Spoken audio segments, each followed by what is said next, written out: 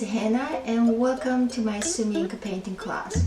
As a recipient of Connecticut Office of Arts Awards, I'm very excited to share this painting class with you because of its novel characters that you can explore through artistic expressions. And I hope to help you enjoy the meaningful learning experiences for such a time as this.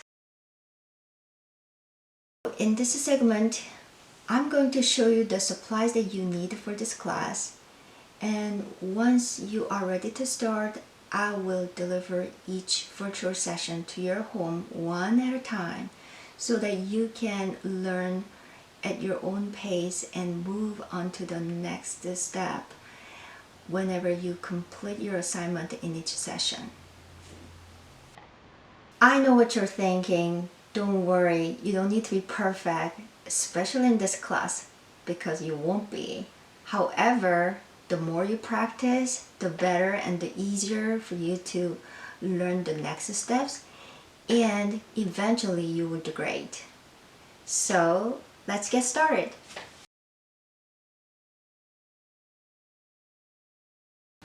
Before we talk about our actual supply list, let me introduce the traditional art materials called 4 treasures. First, rice paper, and these are bamboo brushes, and this is the original Sumi ink in a solid stick form. Sumi is made from the suit of pine branches, burned in a kiln, then mixed with glue and poured into molds, then placed in a sandalwood room where the ink absorbs the fragrance of the sandalwood mingled with the pine scent as it solidifies.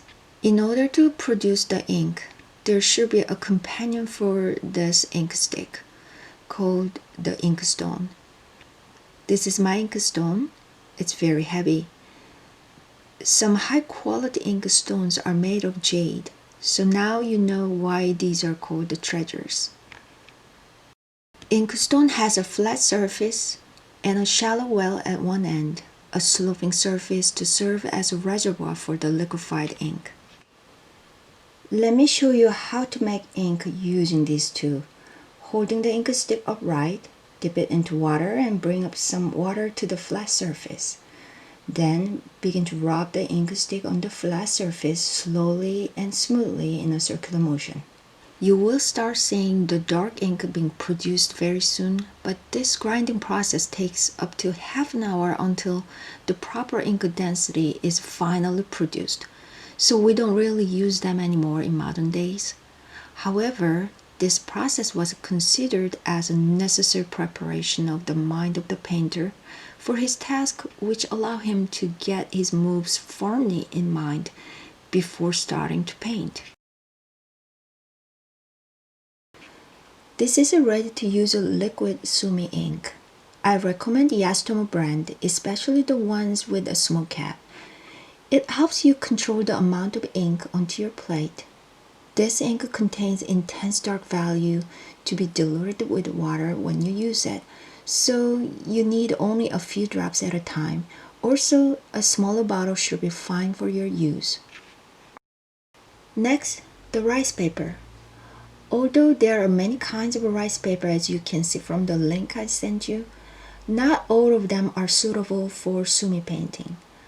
I recommend Yastomo Kozo paper.